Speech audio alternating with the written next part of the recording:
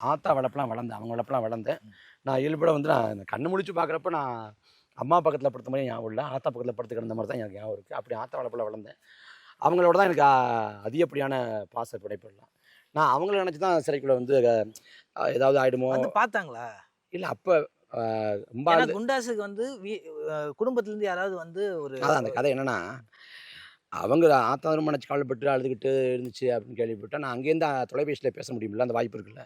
அதில் கூப்பிட்டு பேசுகிறப்ப இந்த மாதிரி கவலைப்படாத, ஹாஸ்டல் மட்டும் தான், ஒன்றும் இல்லை வந்துடுவேன், உன்னை யாரா அதெல்லாம் பண்ண சொன்னது அப்படின்னு, அதெல்லாம் கவலைப்படாத.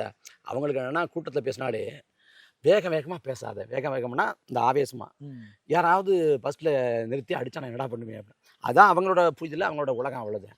அதனால் சிறைக்கு போனப்போ அங்கேருந்து கூப்பிட்டு நான் அந்த அங்கேருந்து தொலைபேசியில் பேசலாம்ல, அந்த வாய்ப்பில் நான் கூப்பிட்டு சொல்லிட்டேன். இது அவங்களுக்கு ஏதாவது ஆகிடுமோ அப்படி இப்படி தான் எனக்கு அந்த கவலை தான் இருந்துச்சு.